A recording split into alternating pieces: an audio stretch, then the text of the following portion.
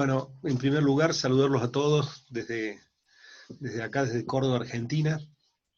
Eh, Quería agradecer a Marcela la invitación, siempre es un placer estar en contacto con los amigos de Colombia, compartiendo estos temas que nos interesan tanto, que son reflexiones sobre cómo aprendemos y cómo enseñamos esta disciplina tan apasionante.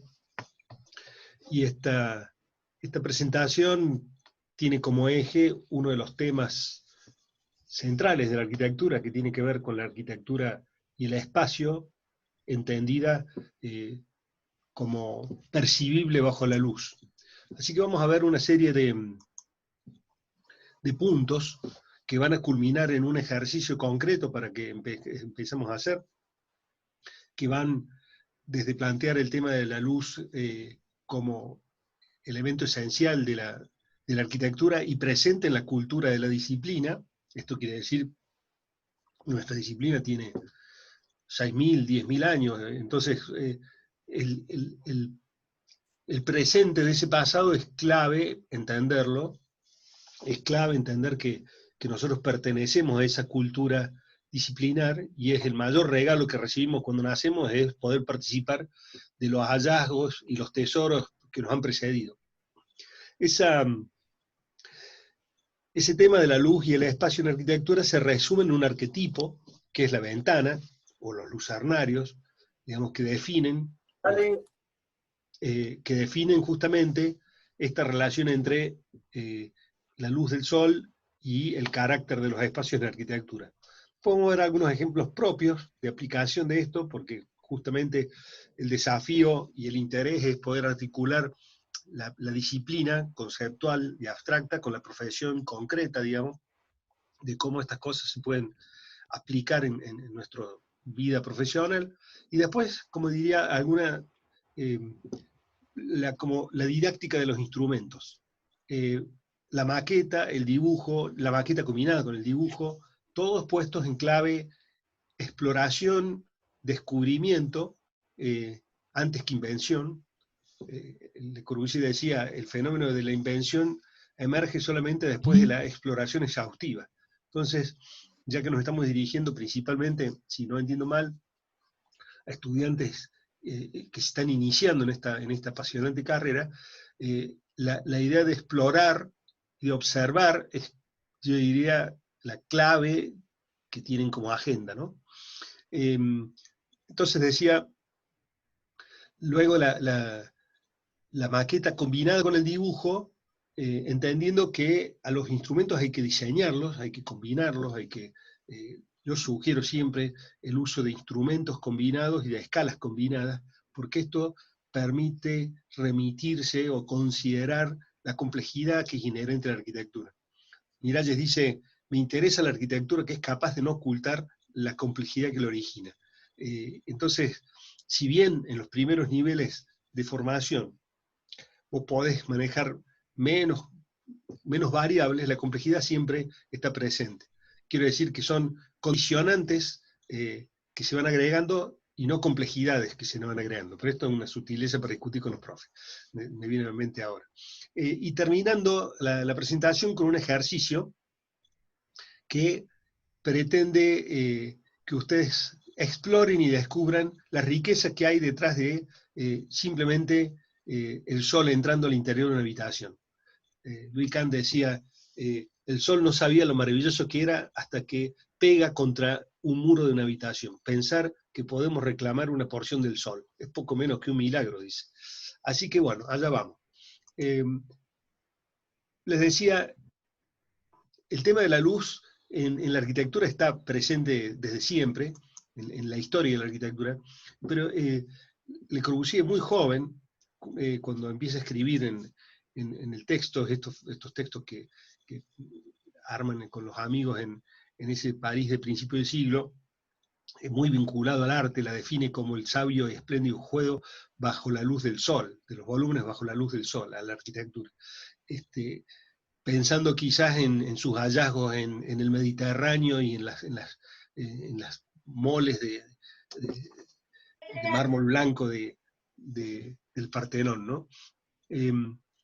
Pero sin dudas la luz solar, digamos, nuestra vida entera está condicionada por el sol, dependemos eh, absolutamente del sol y de su luz, y esta ha sido incorporada a la arquitectura de manera magistral desde siempre. Fíjense este edificio que tiene casi 2000 años, seguramente muchos de ustedes lo conocen, el Panteón de Agripa en Roma, un edificio que tiene 47 metros sin apoyos, o sea, y que incluye una esfera en este tambor en planta, y para que se den una idea, la escala de esta monoventana tiene 9 metros. Yo suelo poner fotos de los patios de las facultades cuando hablo de este edificio, y lo comparo con algún lugar que ustedes tengan referencia. 9 metros de diámetro es mucho, y traten de imaginarse algún lugar familiar de ustedes que tenga 9 metros. Bueno, ese espacio de 9 metros pasaría por este óculo. Y este es como una especie de super arquetipo de la ventana y la luz y el espacio. Increíblemente, se tardaron 1500 años en volver a cubrir una luz semejante. Recién Miguel Ángel con su cúpula en San Pedro vuelve a cubrir esta luz. O sea que están a pocos kilómetros de distancia, porque las dos están en Roma, pero están separadas por 1500 años de tiempo y de tecnología perdida. Esto, para que los que no sepan, esto es una cúpula de hormigón. Está hecha, está colada con una cimbra en hormigón puzolánico. Luego se perdió la fórmula y pasaron, como dije, milenios hasta que se recupera. También en la cultura romana hay antecedentes muy valiosos y unas referencias espaciales muy también arquetípicas. La imagen de la derecha está en el Canopo, que es un área, un jardín egipcio dentro de la Villa Adriana, un homenaje que hace Adriano, y ahí está, al fondo del Canopo está esta pieza, que es una bóveda que tiene descubierta en el extremo, entonces hay luz, entonces podés estar en un lugar iluminado, pasás la vista por un lugar oscuro y estás viendo después esta pieza iluminada y una hornacina oscura. Esto le llama mucho la atención a Le Corbusier, que lo visita allá por principio del siglo, y lo dibuja y lo registra, ¿no? Y pongo la foto porque esto es una bóveda corrida, de cañón corrido, de un edificio muy, muy lindo acá en Córdoba, que es uno de los edificios más antiguos de la ciudad, el viejo Colegio Montserrat, que era, digamos, el colegio jesuítico. Ustedes saben que Córdoba tiene la segunda universidad más antigua de Latinoamérica. La más antigua es la del Callao, en Lima, Perú, y después está la de Córdoba, que tiene 407 años, ¿no? Fundada en 1613. Pero seguramente ustedes en el hermoso centro histórico de Tunja tienen muchos ejemplos de estos lugares que trabajan con la luz como materia. Entonces, aprender a sensibilizar y registrar y conocer estos lugares es diría yo, un imprescindible para cualquiera que vaya a abordar la formación en arquitectura. O sea que yo diría, para los que viven cerca de Tunja o en Tunja, yo diría que la primera obligación es un viaje a Tunja, ¿eh? De ustedes mismos por su propia ciudad, con ojos como de quien viajara y descubre las singularidades y los tesoros que sé que los tiene, porque tuve la suerte de poder visitarlos hace algunos años. Así que es como ponerse los lentes de turista, digamos, y mirar como quien pasea descubriendo, ¿no? Estos son los lentes del famoso Le Corbusier. Seguramente la mayoría de ustedes ya los conocen. No sé si están empezando o ya llevan un semestre, Marcela, pero seguramente ya lo han escuchado al maestro suizo, que después adopta la ciudadanía francesa, ¿cierto? Están comenzando, vamos en la quinta semana de clase, entonces hasta ahora vamos iniciando.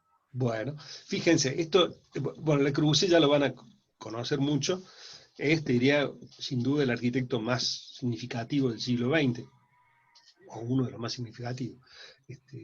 Y hace como una revolución, digamos, el traspaso, digamos, de la arquitectura academicista a la arquitectura moderna. Y la clave de su formación es su capacidad de observación, de registro e interpretación, en un libro que va a recopilar al final de su muerte, que se llama Viaje a Oriente, en donde reproduce imágenes y textos que ha ido recopilando a medida que viaja en esta especie de viaje ritual que copiaba el viaje de maestros precedentes a él. Fíjense, este es el dibujo que él hace en la Villa Tívoli, dice octubre de 1910. Esto está publicado en 1960 y pico, y firma como Le Corbusier. Le Corbusier no fue Le Corbusier hasta 1925. O sea que te das cuenta que él rehizo el dibujo, haciendo la alusión a, obviamente, a Ronchamp, la famosa capilla de él. Es como, acá tenés los dibujos de la capilla, y en estas torres, es como que reproduce esta situación de luz propia de la Villa Adriana. Es decir, que en realidad uno podría preguntarse, ¿cuándo se proyectó, o qué edad tiene Ronchamp? Y uno podría remontarse 2000 años antes, ¿cierto? En función de esta idea de observación. Les presento otros ejemplos de la obra de Le Corbusier. Esto es la famosa Villa Roche, que hoy es la Fundación Le Corbusier en París. Y fíjense, primero el manejo de la luz, las visuales transversales, las salientes de este balcón, todo articulando luz y construcción. Y esta foto de la obra de la Villa Roche, la digo porque los arquitectos pasamos por etapas muy distintas cuando vos pensás un edificio, lo empezás a construir, se habita, se construye, digamos, son momentos distintos que hay que tener pericia, digamos, en cada uno de estos momentos. Es decir, en un momento la obra se ve así, y eso es imprescindible para que se vea así. Pero obviamente está armada con esta idea de la luz como clave. Son todas estas obras que estoy mostrando, son de este gran maestro, que es estas son las Maison de París, donde lo que es la bruta y ciega de un muro de avión, estas piezas escultóricas muy armadas, que sale la ficha de Canton, que como para entender este ejercicio que vamos a hacer. Es otro edificio de Le Corbusier, esto está cerca de Lyon, esto es la capilla lateral en el convento de la Tourette, donde produce estos tres lucernarios de colores, y toma la luz en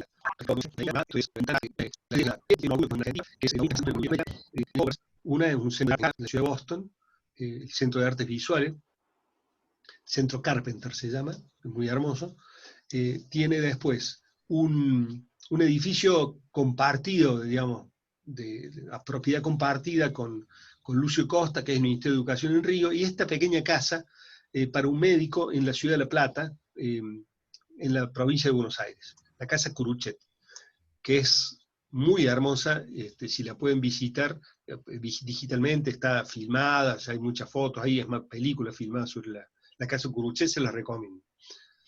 Este es el interior de una iglesia que se llama la Iglesia de San Pedro en Firmini, en donde también Le Corbusier trabaja la idea de los disparos de luz, le llama él, donde hace alusiones a la luz del sol y la luna. Hay una obra maestra en Chile, en Las Condes, una ciudad del Gran Santiago, digamos, que es el monasterio de los monjes benedictinos en Las Condes, que hace un manejo magistral de la luz y el espacio. Fíjense, está la cordillera de los Andes, Santiago está en la falda de los Andes, esta es la planta, y acá hay un ejercicio que de a poco lo van a poder empezar a entender, porque es una obra maestra de la arquitectura, tiene su complejidad. Vamos a ensayar a ver si me pueden uno ingresa por acá, donde dice 2, hay una rampa hacia abajo. Hay una rampa, o sea, hacia abajo de la imagen, pero esto sube hasta este punto de acá. Ahora, al lado de la línea de 2 hay una línea que ves que no está llena, es porque es un tabique que no llega al techo, así se grafica. Entonces vos vas subiendo acá, y entonces el tabique, que tiene altura constante, en el punto de ingreso te tapa la visual al espacio 7, que es el espacio principal, pero a medida que vas subiendo, vos vas alcanzando la altura que te tapa tus ojos y empezás a poder ver el gran espacio. Ahora, mira estas sutilezas que tenemos por acá. Al costado de esta hay una línea, quiere decir que hay como un quiebre en el muro, hay un desplomo del muro, y acá en este fondo hay dos ventanas también. Fíjense eso cómo se ve. Esta es la rampa de acceso, este es el punto focal de la rampa de acceso, y acá estaban los dobles muros a dos plomos, entonces entre un muro y el otro entra la luz y marca como una cota cero. Y este es el muro a medida que vas subiendo. Si miro, ahí se ve la ventana que está oculta. Cuando vos ingresás, ves este tabique que te tapa esa ventana que estoy mostrando acá. Eso se ve, digamos, en corte, se ve así como está indicado acá. Es decir, este es el detalle. Muestro esto porque esto ilustra el proceso de proyecto. Vos querés generar este efecto y tenés que construir estas instrucciones para construir. Porque lo que nosotros llamamos proyecto son documentación que alojan las decisiones que vos tomás. Si la arquitectura es compleja, pero que es muy compleja, esa es la verdad, y ya la van a ir descubriendo, la documentación que la comprime, la escala, la codifica tanto o más. Entonces, el tema es que uno tiene que tener esa capacidad de transferir la idea espacial a la documentación técnica. Hay un proceso de traducción en el que hay que tener expertise. De eso se trata la formación en proyecto de arquitectura. Porque una cosa es la arquitectura y su complejidad, y otro es tener el expertise para proyectarla. Entonces, fíjate, acá el sol está pegando en este plano y ingresa en esta ventana que produce este efecto que mostré recién. Y una vez que llegas al espacio principal, lo que te encontrás es esto. Que visto en planta, fíjense, no dice nada, que es esto que está acá. Sin embargo, miren la calidad de percepción luminosa que tiene esto, una cosa increíble. Esto es una foto como si fuese con gran angular, es decir, no lo percibís así el espacio, pero para que se den cuenta, este punto de acá, de la inferior a la derecha, es el acceso. Esta es el tabique que les decía que seguía al costado de la rampa. Estoy en el punto focal, digamos, de la rampa, mirando hacia el centro del espacio.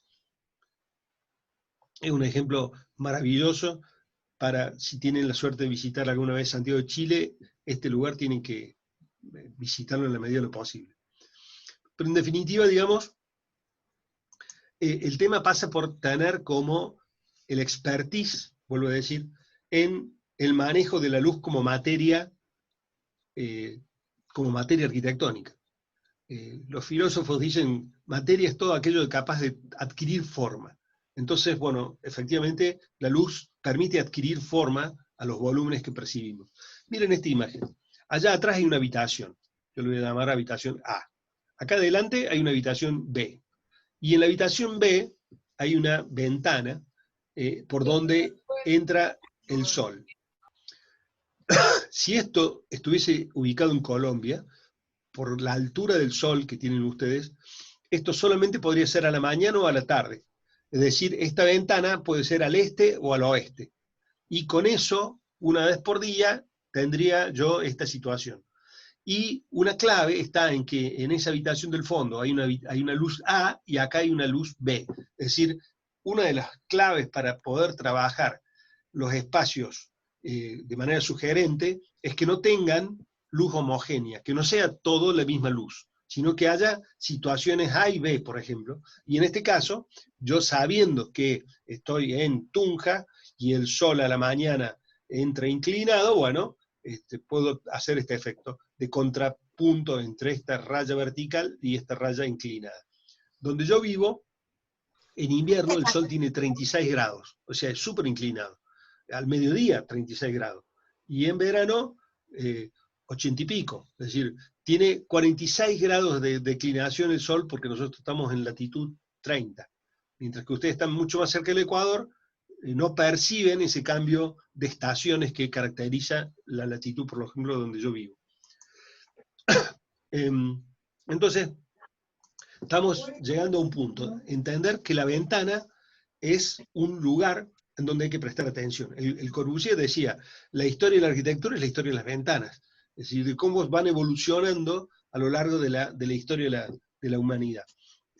Esta es la casa Fischer que les decía, de Louis Kahn, un gran arquitecto de la segunda mitad del siglo XX, un arquitecto de origen estonio, digamos, pero que emigra a la familia cuando es muy pequeño hacia Filadelfia y vive y trabaja toda su vida desde esta ciudad cercana a Nueva York.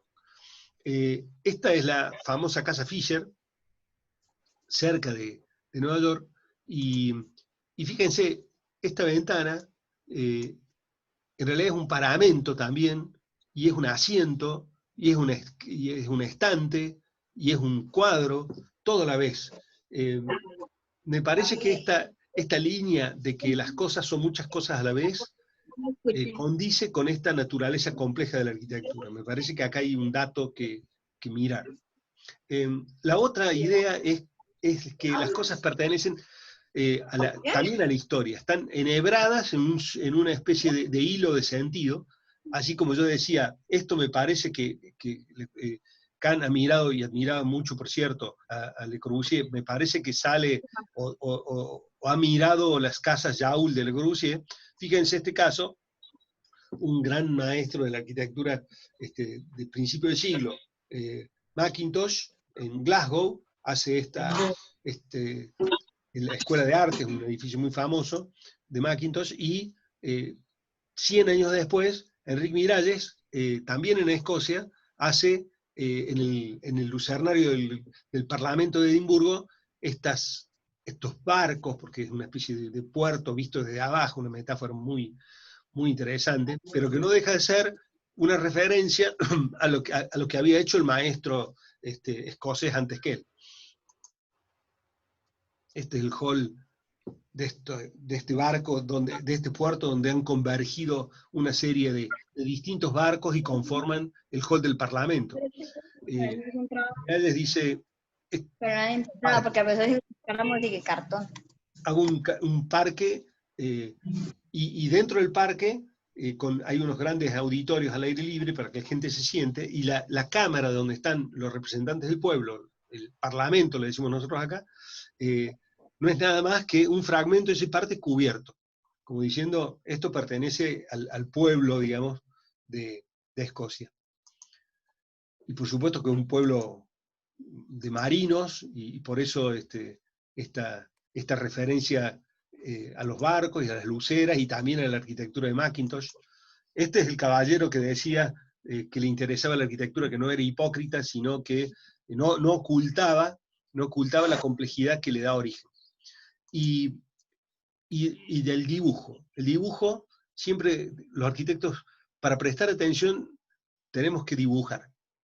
Esto se los digo, se los refuerzo, sobre todo si ustedes están empezando ahora su formación, háganse unos cuadernitos en blanco, que lo puedan llevar encima, porque las ideas te asaltan, nunca sabes cuándo te vas a cruzar con algo que merezca ser dibujado o escrito. Entonces tenés que andar en el bolsillo una pequeña bitácora o cuaderno para registrar, porque el dibujo, mucho más que un sistema de comunicación, es un sistema de formación. Para el interés, digamos, del dibujo en la arquitectura, no pasa por una habilidad, como decir, de ilustración, sino por la capacidad de interpretación, de entender y de formarte en el lenguaje de la forma y el espacio que necesitas para ser arquitecto. Así que dibujamos para formarnos. Y dibujamos para prestar atención de una manera muy distinta a la mirada disociada del dibujo. Es una enorme posibilidad. Por ejemplo, esto está Tadao Ando, un arquitecto contemporáneo japonés. Le voy poniendo los nombres para que ustedes lo googleen.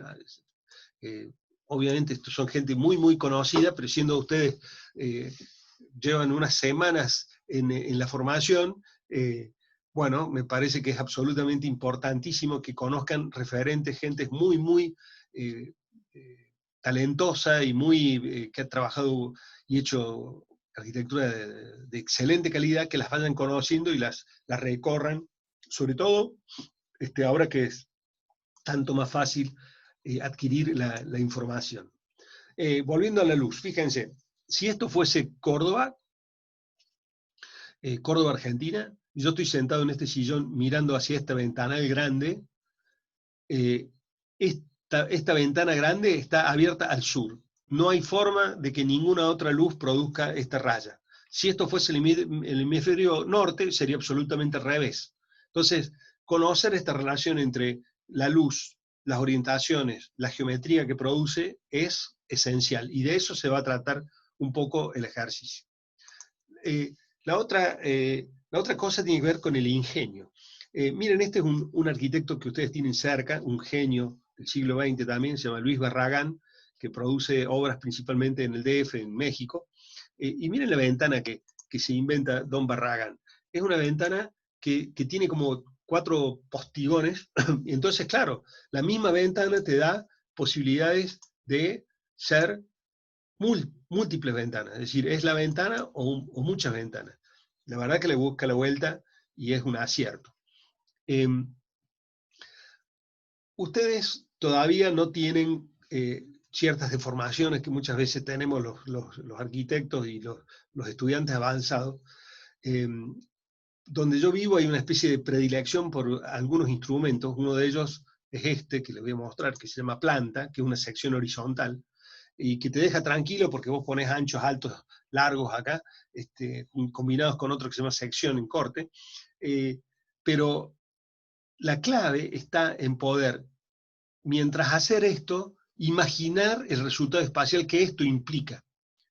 Y si no hay una imaginación espacial de lo que vos querés lograr, esto solo no es un buen modo de mirar el espacio. El espacio hay que imaginarlo tridimensionalmente. Entonces, yo les diría, no sé si todavía, obviamente deben estar muy iniciales en esto, pero si pueden interpretar este documento, que tiene, acá esto está en pies, o sea que estos son 10 metros por 10 metros. Imagínense un cuadrado prácticamente de 10 por 10, y que tiene acá una escalera, y tiene un tabique que no llega al techo, que es esta línea que ves acá, y acá una columna con un mostrador de forma elíptica. Acá detrás del tabique hay un plano de vidrio. Entonces, yo les pregunto, si vos estás parado acá, mirando hacia acá, ¿cómo sería la imagen que tenés acá? Esto se vería como, ¿cómo se vería? ¿Se lo imaginan? El primer truco que hace que se llama Richard Meyer, es contraluz. Es decir, el muro está a contraluz. Entonces vos al muro lo vas a ver más oscuro y va a haber como una especie de aura de luz alrededor. ¿Ah? A ver si lo podemos imaginar. Y en consecuencia, esto se ve acá, hay también no se ve en la foto, pero muy poquito, acá arriba, hay una proyección del cielo raso que te dice que este es ciego y que esto es un plano con luz. Entonces, bueno, ¿cómo sería el espacio? El espacio es así. Ahora, vos tenés que, de lo que se trata, es formarte para que vos puedas hacer el camino opuesto. Que vos digas, yo quiero lograr este espacio, por eso hago esta documentación. Esto que parece tan obvio, no es tan obvio. Así que a este proceso yo le llamo carga de instrumento, como dominio de lo que vos querés lograr con este código, porque esto no es otra cosa que un código, un ADN para que emerja esto. Pero la arquitectura básicamente es un hecho físico tridimensional, no es la documentación que la representa, es otra cosa, es más, buena parte de la historia han dicho que la arquitectura es una experiencia, una experiencia espacial, ni siquiera el objeto. Pero bueno, eso sería otra discusión. Y el truco, esto es como mostrando el truco del mago, el truco de Meyer es contraluz. Pone la carpintería atrás, el plano que va a ser contraluz, y ahí está el cilindro, digamos, el óvalo y la columna, ¿no? Todo, por supuesto, muy Le Corbusier.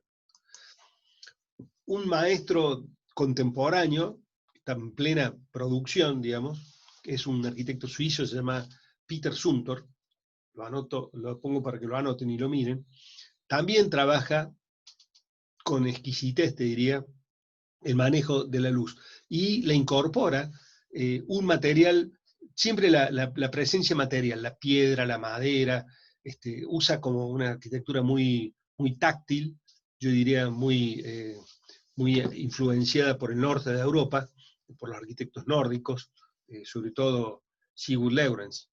Esta es la planta de estas termas de Vals, y me sirve para contar una idea que también es propia de nuestra disciplina. A vos te piden que hagas estos baños termales, y bueno, parece que la clave fuese estas cajas oscuras que alojan los servicios, bueno, un recurso proyectual.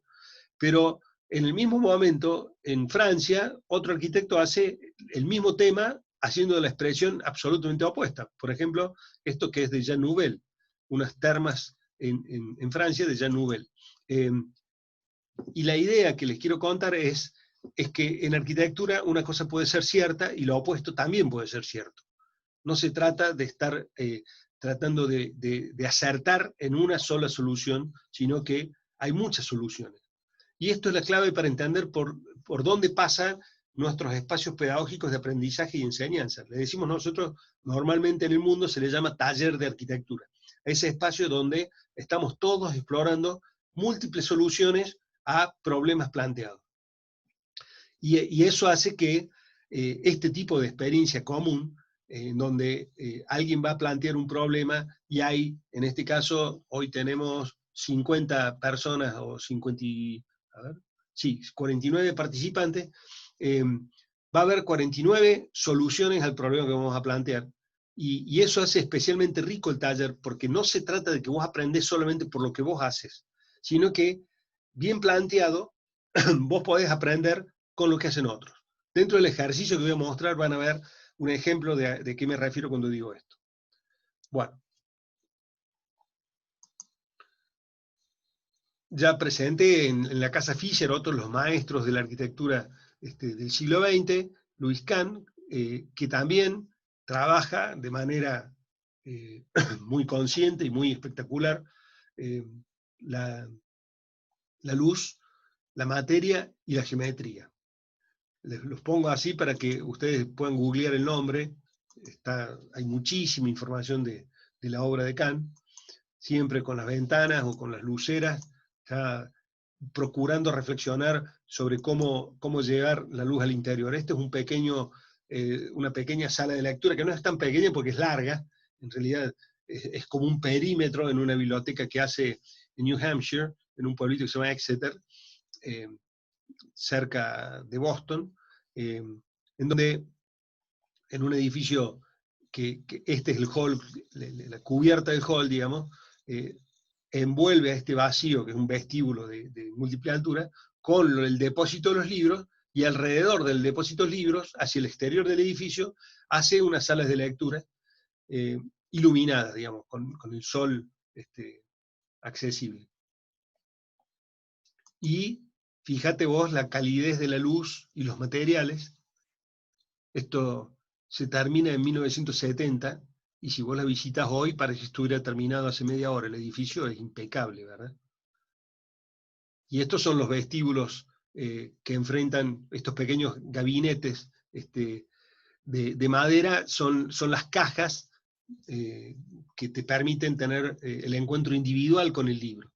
Está entendiendo que él interpreta la biblioteca como el encuentro de alguien que toma un libro y lo lleva a la luz. Entonces, como la luz está en la periferia del edificio, hace esta fantástica sala de lectura que tiene 30 metros de largo por 2 metros de ancho. Bueno, y dibujas y registras. Y cuando dibujas, memorizas.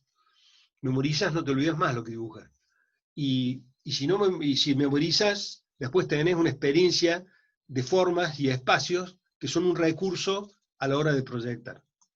Esta es otra casita pequeña de Kant, pero también vemos esta preocupación por reflexionar la ventana tripartita. Hay una ventana fija que está a escala del local, unas ventanas de piso-techo, y después estos que son lugares en donde vos te acercás a la ventana y tenés la posibilidad de controlarlo. Bueno, hay muchos más ejemplos de ventanas en la historia de la arquitectura. Esto es Sigurd Lewerens, que es para mí el referente, como dije hace un ratito. Sigurd Lewerens es el referente de Peter Zumthor, de esta arquitectura de la sensibilidad. Ahí lo tienen escrito el nombre de esto, por ejemplo, lo pueden seguir en Instagram. Fíjate, ahí está el nombre, Sigurd Lewerens. Les recomiendo, mírenlo, pueden capturar la pantalla y después lo buscan.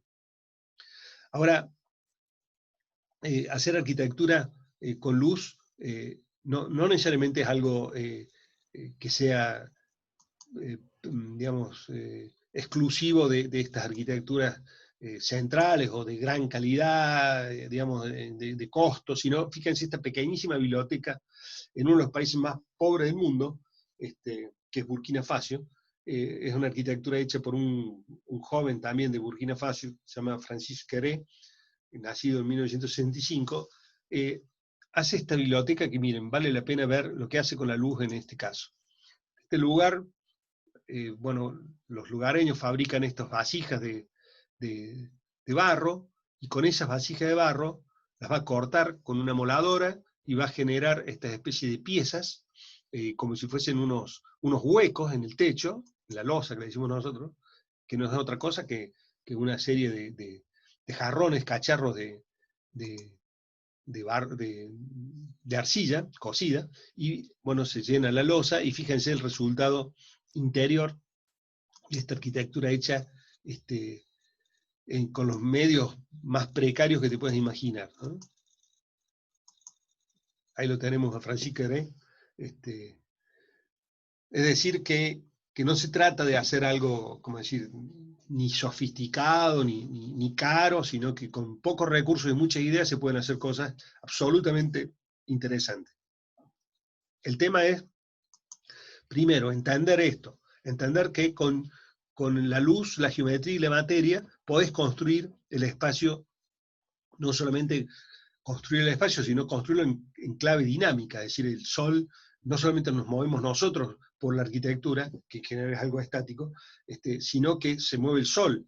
Y entonces, a partir del manejo de las horas, las orientaciones y el movimiento del sol, podés construir perceptualmente una espacialidad que es móvil. Y esta es la otra. Si ustedes trataran de hacer el plano de esto, si fueran a representar esto en plan de corte y vista, bueno, serían unas líneas y unos cuadrados, nada más.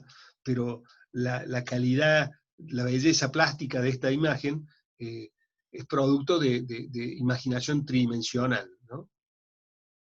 Y otra cosa que quiero remarcar, la arquitectura pertenece al campo de la cultura, un reclamo que nosotros creemos que es real. La arquitectura es un hecho cultural y pertenece al mundo de la cultura. Y migra de un espacio cultural a otro. Fíjense, esto es un proyecto para el Museo de Neandertal, de un estudio español, y esto es una imagen de una película que se llama Blade Runner, muy famosa. Están simulando que esto es el 2048, y es la oficina de uno de los personajes de la película. No se los no les voy a arruinar la película. Véanla, Blade Runner. Fíjate entonces, yo digo, cómo migra de una disciplina a otra, porque pertenece al campo de la cultura. Bueno, ahora los invito a hacer un brevísimo corte de 3 minutos. Van, buscan, acá le decimos mate, ahí, no sé, tomar un café, un tintillo, nos refrescamos unos minutitos y ya seguimos.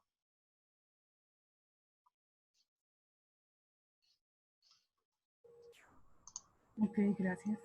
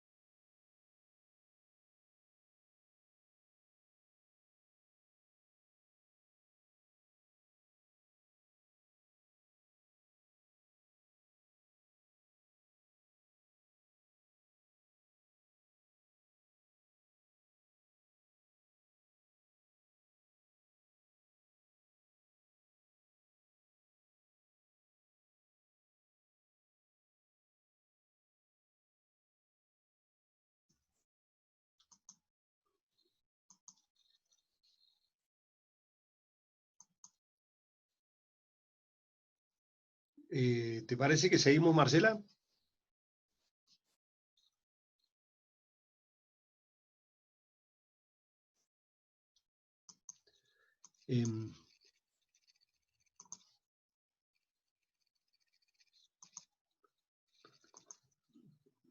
Vamos a volver a compartir pantalla, que me parece que se salió. Les decía, bueno, estamos viendo aplicaciones de distintos recursos del uso de la luz y las ventanas para calificar el espacio arquitectónico, ¿no? En este caso, de esta vivienda que estoy mostrando, las ventanas están trabajadas con un espesor, porque tiene unas bocinas de hormigón, pero que por dentro se percibe como madera y por fuera como hormigón.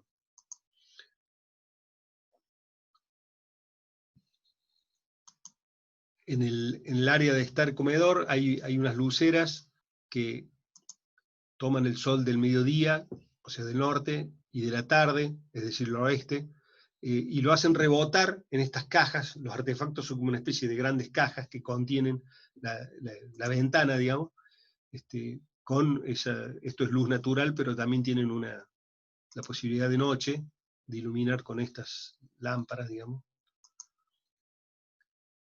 Pero la idea es que estás acondicionando la luz. Esto es difícil de fotografiar, pero abajo de esta tobera se genera como una especie de ámbito con una luz difusa, teñida por la madera, que es muy linda, es decir, es luz rebotada, por decirlo así. Esto es, fíjense, a la tarde esto está apagado y se va a prender recién a la tarde, y tiene que ver con el juego de las geometrías entre la mesa y la lucera, y de noche se produce el mecanismo opuesto, digamos, la luz, que en este caso es artificial de la casa, ilumina estas lámparas, estos faroles. Esto es el living de la casa que está trabajado, esto creo que lo mostré, no sé si son los mismos estudiantes, creo que no, lo mostré el día que mostré esta casa en clave clima hace unos días. Otra ventana que intenta mostrar la relación exterior-interior a medida que esto está fuera de la casa, pero estás participando del interior de la casa. Esto es como la situación del ingreso. Esto es un hospital que hicimos acá en Córdoba, en donde también empleamos la luz. Fíjense, acá está entrando el sol, esto es del norte, evidentemente es mediodía, y genera una indicación de la puerta que ven acá, donde dice consultorios, pero la luz te está marcando que ahí acontece algo particular. Y a otra hora eso va mudando, se va cambiando. Esto es un edificio en un pueblito cerca de Córdoba, en donde también trabajamos la luz del sol en sus distintas horas y épocas del año. Córdoba tiene muchos días de sol. Así como, qué sé yo, París es famoso por los días nublados y de llovizna, o Londres por la niebla. Nosotros acá en Argentina tenemos varios climas, ¿cierto? Es muy largo el país, y entiendo que Colombia también tiene los valles que hacen que sean como muy particulares. Pero acá hay mucho sol, muchos días de sol. Entonces, que la arquitectura esté pactando con el sol, porque tampoco es cuestión de abrir todo el sol, porque el sol es muy intenso acá en esta zona. Entonces tenés que hacer como un pacto, digamos.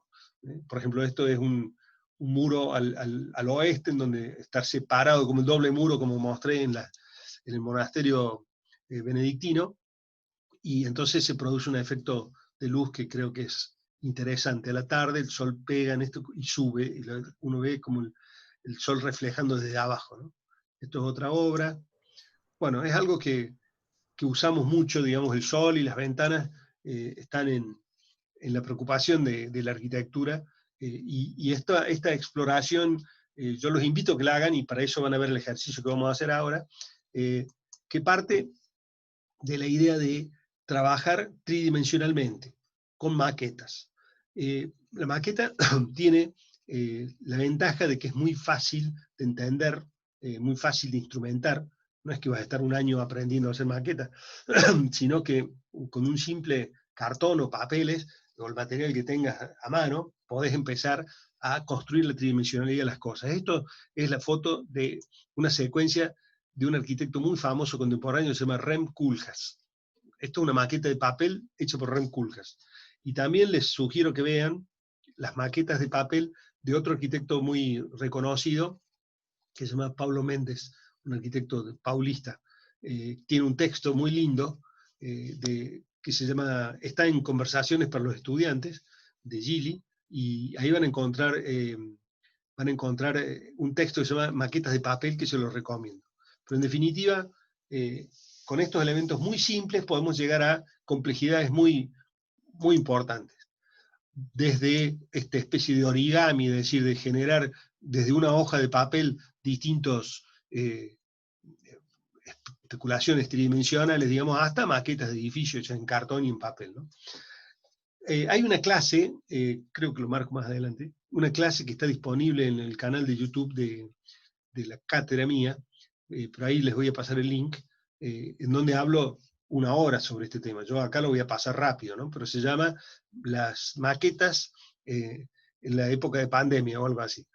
Justamente poniendo en valor esta idea de poder hacer maquetas muy, muy de proceso, muy de especulación, no maquetas de objetos terminados, sino maquetas que te sirven para apuntalar el proceso de exploración espacial.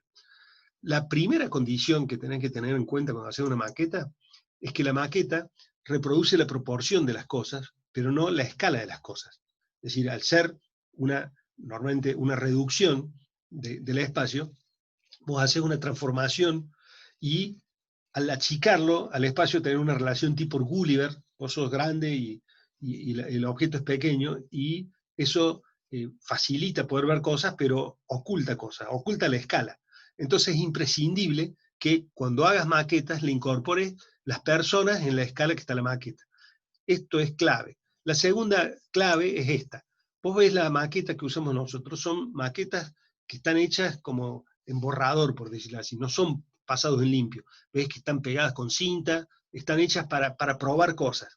Pero lo que hacemos es, y les invito a que vean esa clase porque lo explico con mucho más detalle, poniendo personas en escala y fotografiando en ciertas condiciones, con sol natural, con luz natural, sin, viste, no está el bolso, no está el paquete, ni el monedero, ni el llavero atrás que te rompen el misterio de la escala, sino que vos, sacando todas esas cosas que te cambian la escala, podés tener un nivel de anticipación muy importante con este instrumento.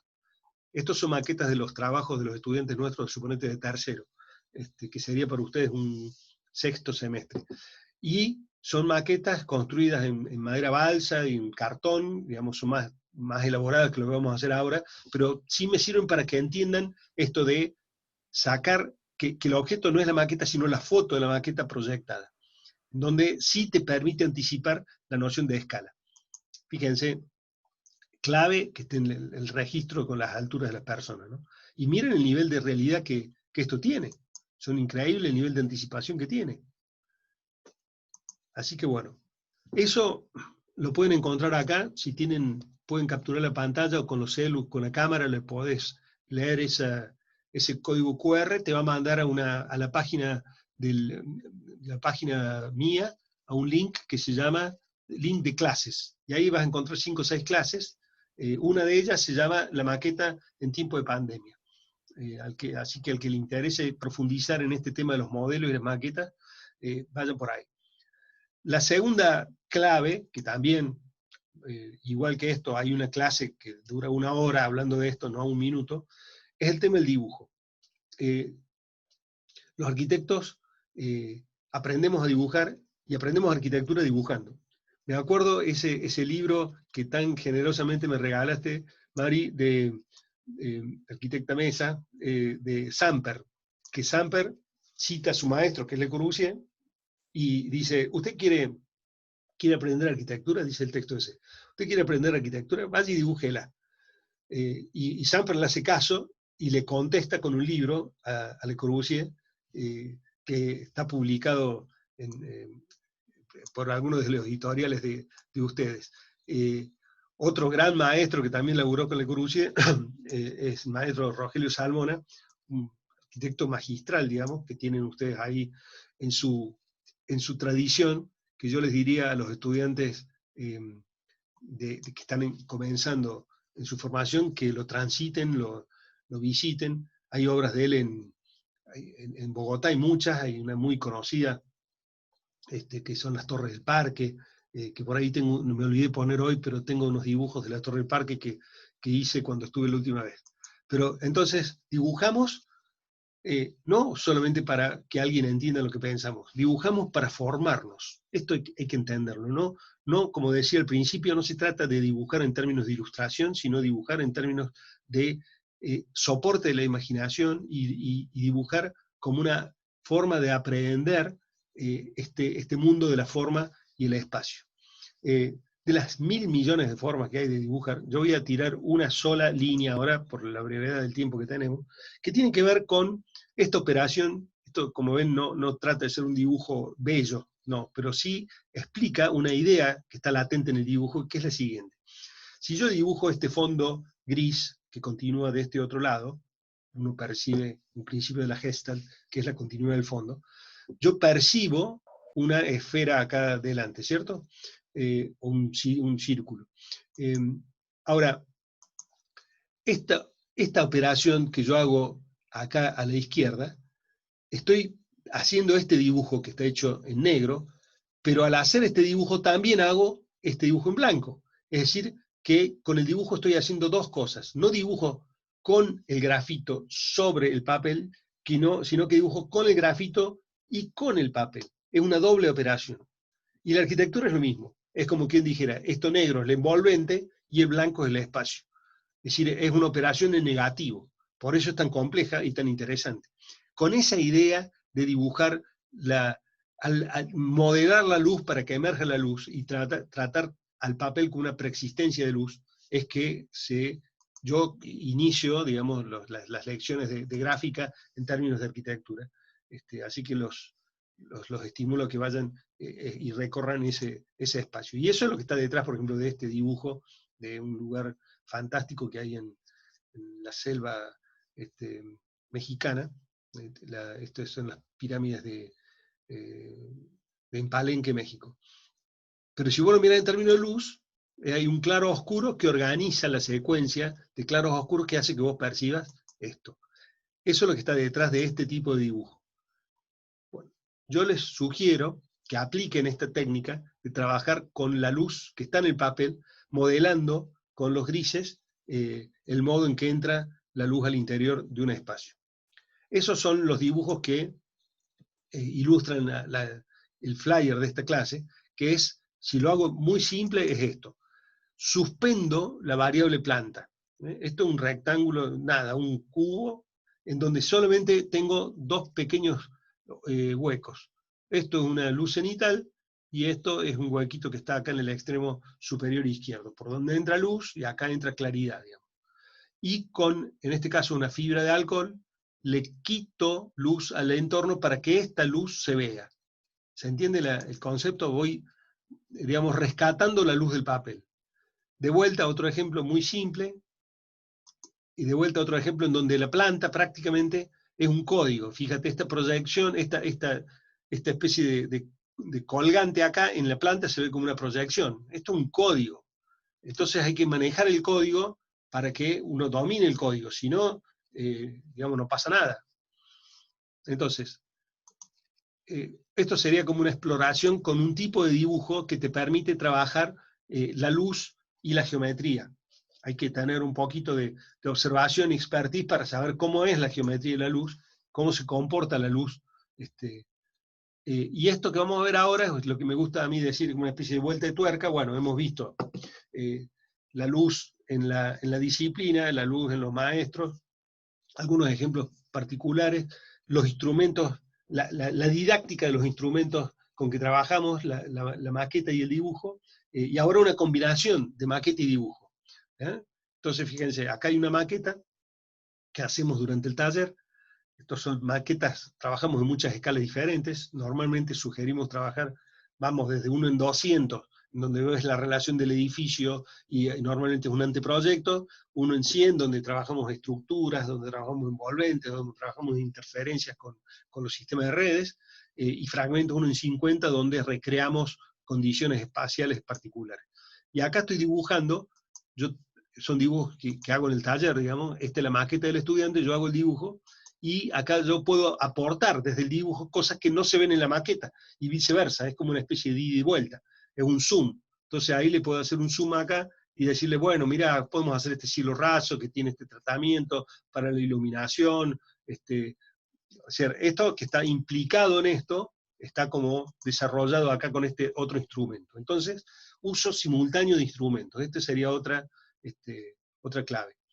Fíjate esta maqueta que estamos haciendo en el taller, donde vemos este juego que estamos tomando una lucera, se la pedimos prestado a Miralles, una lucera que hace él en la casa de la Clota, se llama, y acá yo uso el dibujo para transformar esto, que es un ejercicio académico, le pongo un envolvente que tiene que ver con que esto sea, por ejemplo, una biblioteca. Entonces, son dibujos que parecen elaborados, pero bueno, con un poco de expertise no te van a llevar tanto tiempo, y que te permiten justamente transformar esto, que es la maqueta de luz que hemos hecho, en esto que puede ser el hall del edificio. Otro ejemplo, usamos estas maquetas como cortadas, como si fueran un corte fugado, una tomografía, digamos, y el dibujo que te complementa, digamos, la maqueta. Y acá está la secuencia del dibujo mientras lo voy haciendo.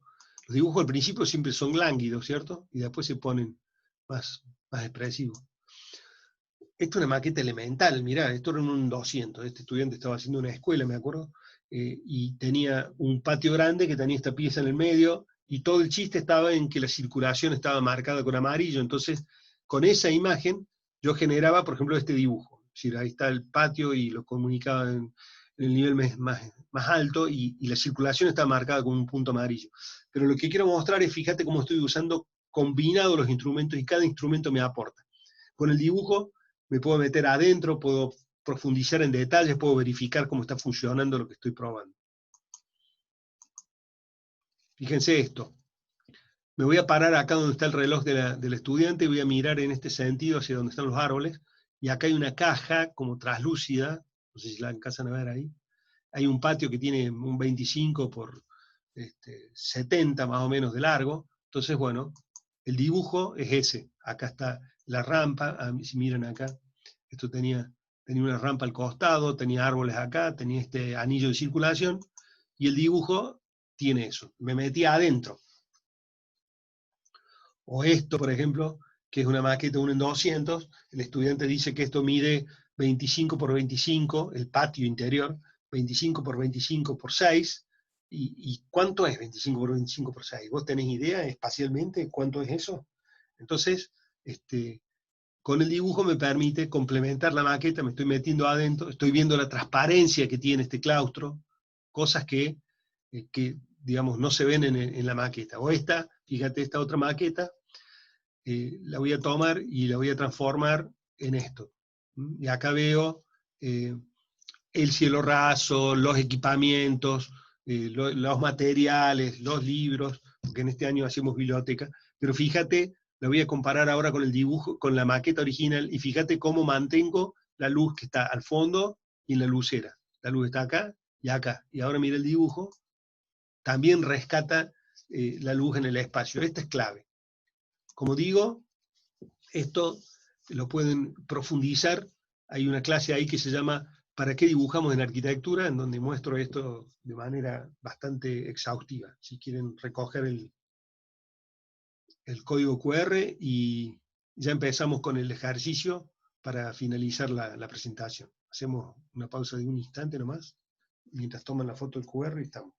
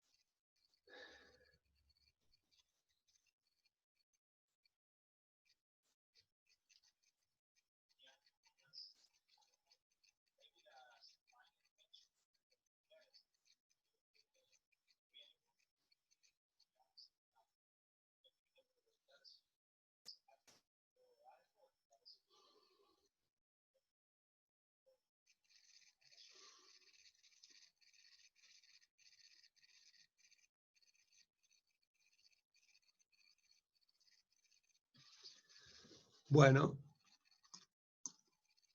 vamos al tramo final de la presentación. Vamos a presentar el ejercicio. A este yo le llamo el ejercicio de la ventana. Ventana, etimológicamente, se entiende más en inglés, que es window, que es claro que tiene que ver con el wind, con el viento. Ventana viene de viento. Pero después, vidrio mediante, digamos, se ha transformado en un artefacto que nos permite también el control, no solamente del aire, el viento, sino de la lluvia, del frío, pero teniendo esta relación particular con la luz y con la mirada, ¿no? Así que es uno de estos elementos superpotentes de la arquitectura, y que cuando le preguntan, Le Corbusier no daba clase, pero le preguntaron tantas veces como daría clase, que escribió un libro, que es el mensaje a los estudiantes de arquitectura, que se lo recomiendo, un libro que está publicado en 1957. Y ahí él hace un simulacro, digamos, de dar una clase, y dice, le pregunto a un joven estudiante, dice, ¿cómo hace usted una ventana? ¿Para qué sirve una ventana de paso? ¿Para qué hacer las ventanas hoy? Dice. ¿Usted podría explicarme por qué una ventana tiene que ser cuadrada, rectangular, curva? Piénselo, ¿necesitamos realmente ventanas hoy en día? Otro punto, dice, ¿dónde ubica las ventanas en un espacio? ¿De dónde viene la luz? Tiene una sensación determinada. Dibuja las formas posibles en que entre, digamos, las posibles ubicaciones de la ventana y dígame cuál es la mejor. Así que vos dibujás una ventana y te empezás a imaginar cómo entra la luz y cómo permite la salida de la vista. Es un famoso dibujo de Le Corbusier de sus proyectos para Río de Janeiro. Pero entonces lo que vamos a hacer es eso. Vamos a construir un prisma, en este caso va a ser rectangular, de unos 30 centímetros por 20 y 20, elemental en cartón, que puedes ponerle las cintas acá atrás, y lo que vamos a hacer es este proceso que van a ver acá. Es decir, acá le vas a hacer esto mismo que estamos diciendo. Empezar con pequeñas y simples horadaciones, empezar a descubrir cómo es que entra el sol según la orientación y según la hora. Es decir, una misma ventana te va a generar, por ejemplo, acá ven estos 3 distintos efectos según la hora y según la orientación. Entonces esa exploración es una exploración básica. Es decir, una misma forma produce, según cómo lo oriente yo y según la hora, resultados muy diversos. Hay 3 variables acá, o 4 en realidad. Una es la geometría del hueco de la ventana, eso afecta. El segundo es la geometría de la superficie sobre la que se arroja la luz que entra por la ventana. Y la tercera es la orientación, que tiene que ver con la hora también, ¿cierto? Y la cuarta es la textura o la materialidad del paramento sobre el cual entra la luz. Son entonces esas 4 variables. Entonces el primer ejercicio es esto, es descubrir cómo una muy simple operación te genera, por ejemplo, en estas 4 condiciones de luz absolutamente diferentes. Y todo esto, la planta es un rectángulo de nada, está como desactivado el modo planta. Acá la variable que estoy cambiando también, estoy introduciendo la variable de escala. Fíjate, para este caballero esto es una cosa y para este es otra. Ahí estoy manteniendo la posición fija y lo que va cambiando es la hora. Este registro es importante. El registro de la hora, digamos. De cómo se va transformando el espacio perceptualmente. Miren y cómo cambia. Si le pongo, por ejemplo, esta textura, o si le pongo otra orientación, o si la abertura, combino 2 aberturas. Miren esto, ¿no? Cómo va cambiando. En este caso es una pared ondulada y con, nosotros decimos cartón corrugado. Y esto, fíjate, esto es lo que tienen que ver. La pieza de afuera es esta de cartón de 20 por 20. Y el celular, con su cámara, te permite transformar eso en esto, o en esto. Y este es el proceso primario. Fíjate, esto es el espacio a las 12 del mediodía, y esto es, habrá puesto, pero en realidad no puede ser con 5, no, en invierno sí. Y esto es 2:30. Fíjate cómo va cambiando, o a 1 hora pasa esto, y de golpe se desarrolla esta otra imagen. Y estas son los distintos estudiantes que van haciendo sus distintas aproximaciones. Me parece que esta, por la sencillez, y que combina no solamente la luz que entra, sino el recorte del cielo como recurso también, es un ejemplo de qué queremos hacer.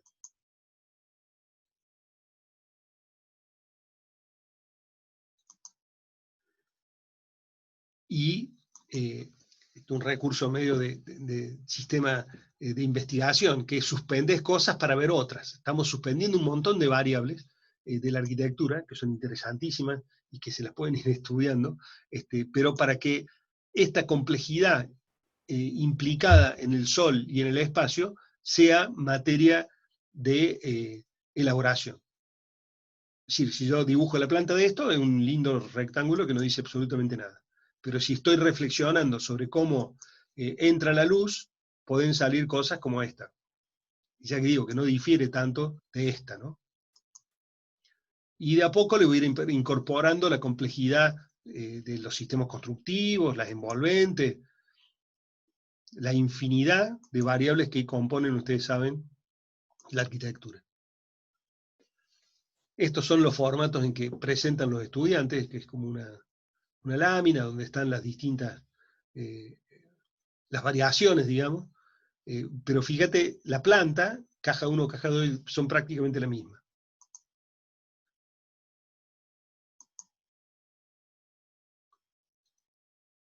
Ahí está, se entiende cuál es la... Y ahora fíjense, cuando los pongo como comparados, siempre van a ver que acá en el borde inferior está la planta, la vista en el superior y el corte acá abajo.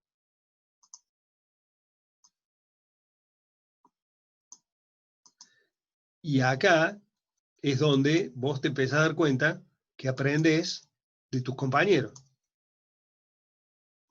Porque todos están produciendo material y están todos respondiendo a la misma pregunta que vos. Entonces, un resumen de esto sería, esta riqueza espacial que acaban de ver ustedes en estos ejemplos, se lograron, pero suspendiendo la variable planta y activando principalmente la variable corte, ventana y luz. Y siempre, y esto no lo olviden, con las personas en el corazón de esto. Ya estamos terminando.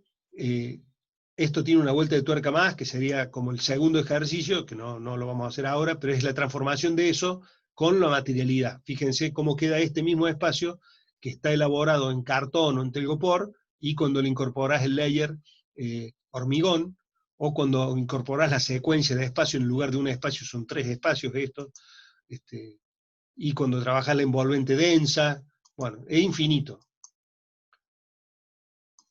Y cuando empezás a trabajar el interior y exterior simultáneo, y los procesos constructivos que lo implican, bueno.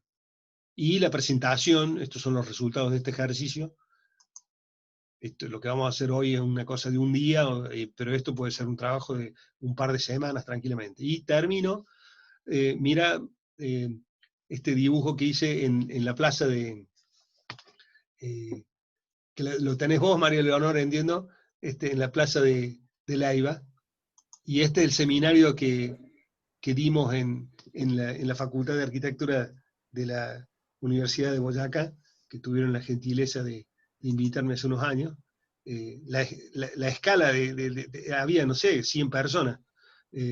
Acá estamos con uno de los profes. Mirá, Cata, ahí estás vos, Cata, que te vi hace un rato en el público. Estamos en un grupo, me acuerdo, dibujando con los estudiantes, haciendo maquetas. Esto era también con un profesor muy, muy querido de España, Carlos Clemente, y el profe de posgrado, educado en Italia, me acuerdo, no me acuerdo ahora el nombre. Y estos son ejercicios que hicimos en un día, prácticamente. Las maquetas, los dibujos, bueno, todo lo que hemos estado viendo. Y para terminar esta imagen, que es, acá está la maqueta, fíjense, este papel plegado, porque trabajamos la forma plegada de la estructura, yo estoy dibujando en base a lo que vi en la maqueta era esta, la fotografía de la maqueta, y el dibujo de la maqueta era esto. Así que bueno, eso es todo, les agradezco la paciencia, y bueno, a disposición. Muchas gracias, Ian. Como siempre te digo, que se aprende muchísimo en tus clases, o sea, espero que los estudiantes valoren esta